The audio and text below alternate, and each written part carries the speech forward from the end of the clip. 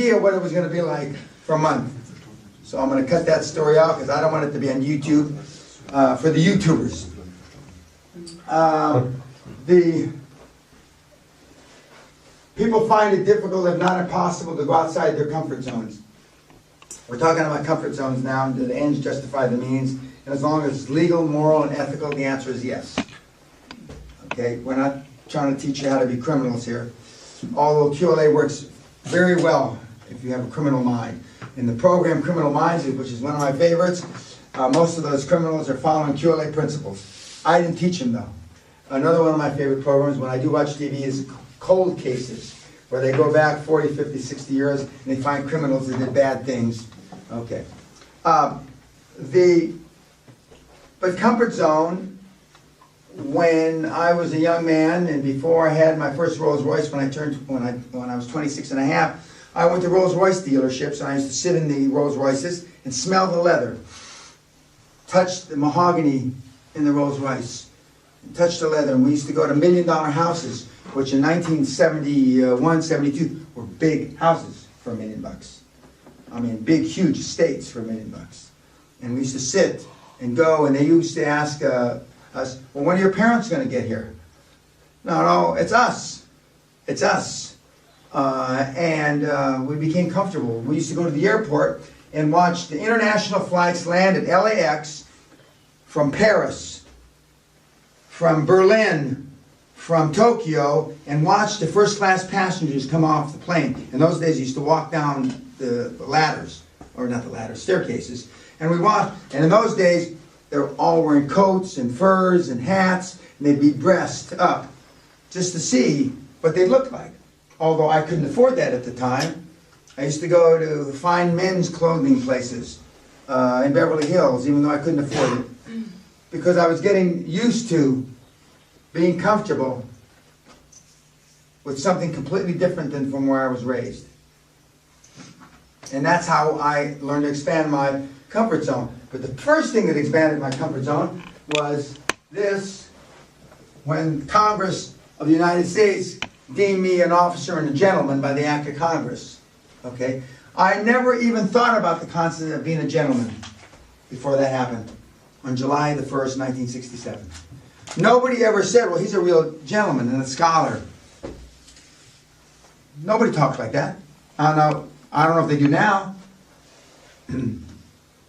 But it certainly was the first time I ever heard the concept. And just as I said before we turned on the camera, I didn't know how many digits were in $1 million till I was in college. I didn't know it had 7 figures. Because nobody talked about it where I came from. Nobody. Nobody talked about being a millionaire. Nobody. Now everybody and his dog, well, not everybody, almost everybody and his dog, if you own a house, has got $1 million worth of assets, just because you got a house that's worth $500,000, $600,000, even if it's a shack. So all these things I had to do to increase my comfort zone. And in the movie Rudy, which we don't look at anymore, this great scene about, and we talked about it yesterday, where he's trying to go to Notre Dame, which is completely outside the comfort zone of his family, and his father is saying, you're a Rudiker. Rudikers don't go to Notre Dame. Rudikers don't play football at Notre Dame.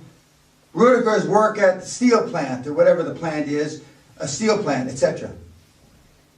Well, many of you that are listening to this, you've heard that speech from your parents.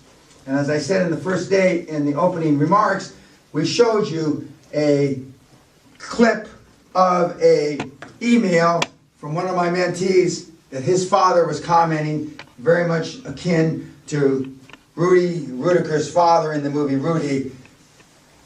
Those kind of lifestyles, those kind of ambitions are only for exceptional persons, and you're not one of those exceptional persons. Now, this was an article written many years ago, that's talking about turning 50. Basically it says your body falls to shit when you're 50. And if you allow your body to fall to shit, it does fall to shit when you're 50. But the point is that most of us don't like what we look like. I called this bitch that wrote this article, 26-year-old little girl, and I said, who in the fuck are you to write this article about turning 50 when you're 26? Okay. But the point is that most of us aren't comfortable with why we look, and that's why health pills, diets, the insanity program, for getting ripped, are all so damn popular because we don't like the way we look. We don't like the way, the cut of our own chin, etc. If you read this article, it basically says every single thing about our bodies falls to shit at 50. Well, having been almost 20 years past 50, it can fall to shit unless you exercise, okay? But bald head, limp dick, I can go on and on and on and on, okay? That's why they sell so much Viagra, I'm told. But if we're not happy with ourselves as an individual, if we don't like the way we look, it's more difficult to do these things. And for those of you that are on the internet and are selling health products, anti-aging products, diet products, and all those other products, there's a reason that they're so popular. And there's a reason why so many, countless tens of thousands, if not millions of people buy it. And there's also a reason why there's so much competition in that area. Because there are tens of millions of people that are clicking, and going to your AdWords and your pay-per-click, and why SEO, search engine optimization, tries to get you high on the page, etc., etc. There's a reason. Now,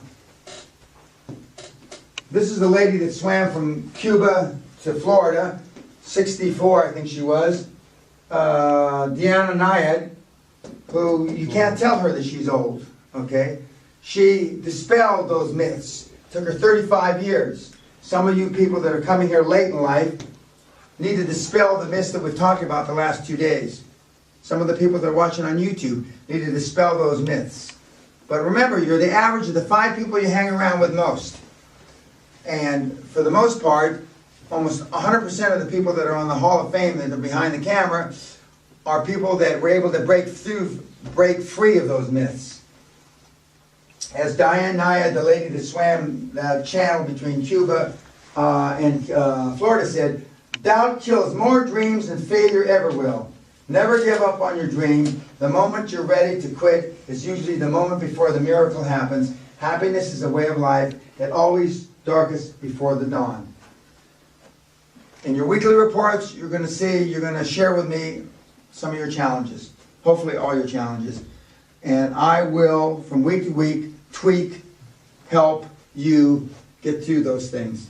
And are there any questions on anything that we've covered so far today? Oh, I'm going to show this one too. Okay. For the YouTube, zoom in on this.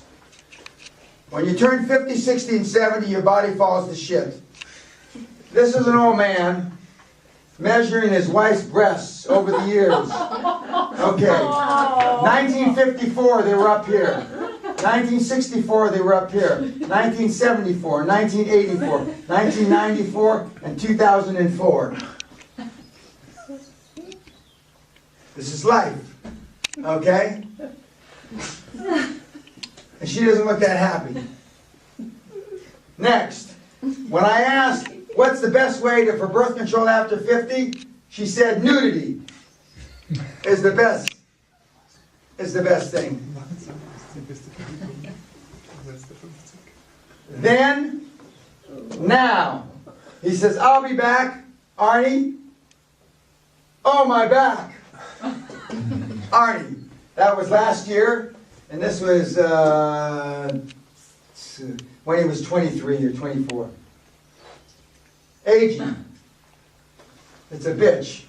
And then Arnie says, is that Justin Bieber? Yeah. He says, when Justin Bieber showed his muscle, Arnie says, are you fucking kidding me?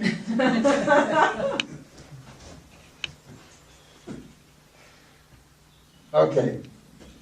That's it for today. Thank you very much. We'll see you in the morning, YouTubers.